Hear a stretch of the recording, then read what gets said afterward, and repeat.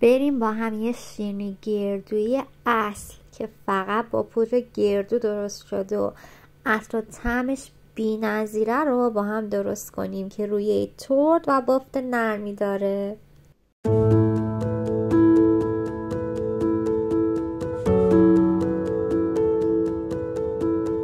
برای درست کردن این شیرینی گردویی خوشمزه نیاز داریم به سفیده تخم مرغ، گردویی پودر شده و شکر. گردو رو حسابی پودرش کردم. مثل همیشه هم اندازه‌های دقیق مواد رو براتون داخل دیسکریپشن می نویسم. سفیده تخم مرغ، گردو و شکر رو با هم میزنم تا مخلوط بشن و کاملا یک دست بشه.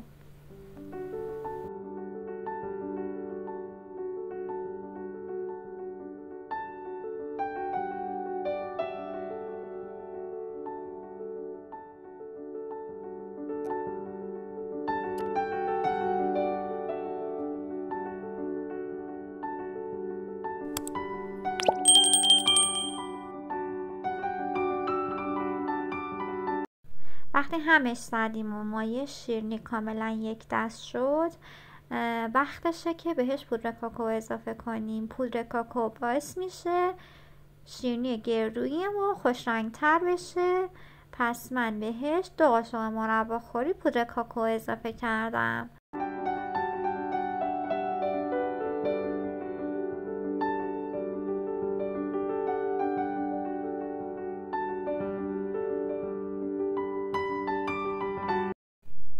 اگه احساس کردین کم رنگه باز میتونید بهش پودر کاکائو بیشتری اضافه کنید.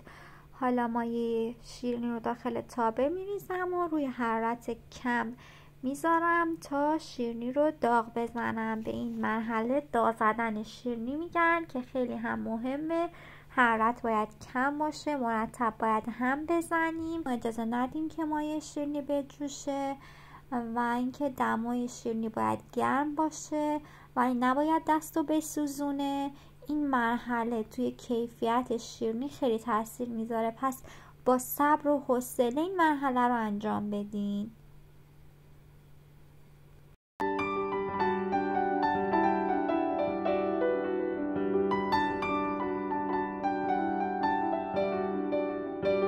میشه زمان مشخص رو برای داغ زدن گفت، ولی وقتی که بین 2 تا انگشتامون تستش کردیم و ذرات شکر رو احساس نکردیم داغ زدن کافیه.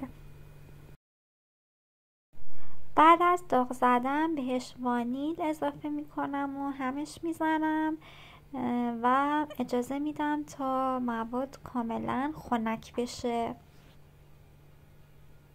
و بعد بهش روغن مایه اضافه میکنم. حتما بذارید تو دمای محیط خنک بشه و 1 قاشق هم آب لیمو باید تو این مرحله اضافه کنید که من فراموش کردم اضافه کنم.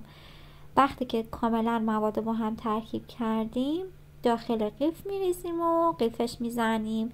غلظت مایه شیرینی باید به حالتی باشه که خود به خود از قیف نریزه و خیلی هم سخت از قیف بیرون نیاد. اگه شل بود بهش یه مقدار پودر گردو اضافه کنید و اگر سفت بود به مقدار بهش سفیده تخم مرغ اضافه کنید که همچین غلظتی داشته باشه.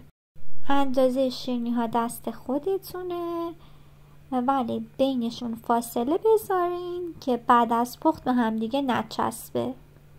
فر از قبل گرم شده با دمای 180 درجه. حتما خودتون چک کنید چون دمای فرها متفاوت هستش. برای من حدود 1 ربع طول کشید. مدت تقریبش بین 1 ربع تا 20 دقیقه هستش.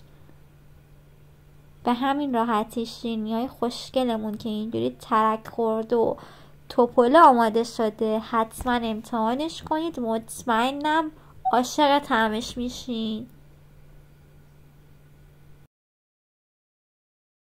برای دیدن ویدیوهای بیشتر کانال مهتاب پز رو سابسکرایب کنید.